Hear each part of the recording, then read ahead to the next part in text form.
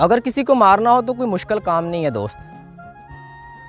कोई बम की ज़रूरत नहीं है, किसी जहर देने की ज़रूरत नहीं है, बस आप उसकी तारीफ़ करें।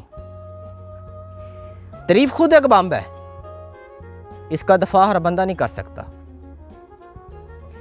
इंसान खाना खाकर तो हज़म कर लेता है, लेकिन तारीफ़ सुनकर हज़म करना, उसको पचाना हर बंदे का काम नहीं है, हर बंदे की बस की बात नहीं है।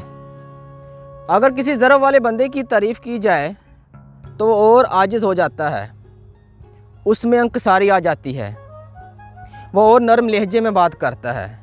और ज़रफ़ वाले बंदे के पास इस बम से बचने का एक हल होता है, वो ये है कि वह दूसरे शख्स की भी तारीफ़ कर देता है, तो इस तरह वो इस बम से बच जाता है। और अगर कम ज़रफ़ शख्स की तारीफ़ की जाए तो अपने आप को बड़ा समझता है, वो ज़मीन से ऊपर उठा लेता है अपने आप को, वो समझता है मैं बड़ा हूँ, उसमें नख़वत आ जाती है, वो दूसरे को कम तर समझने लगता है। वो कहता है मैं बड़ा हूँ, मैं इसी काबिल था, इसीलिए इस बंदे ने मेरी तारीफ़ की है। उसमें गरूर और तकब्बर आ जाता है। तो दोस्त यही मकाम उसके मरने का मकाम है, तो वो मर चुका होता है।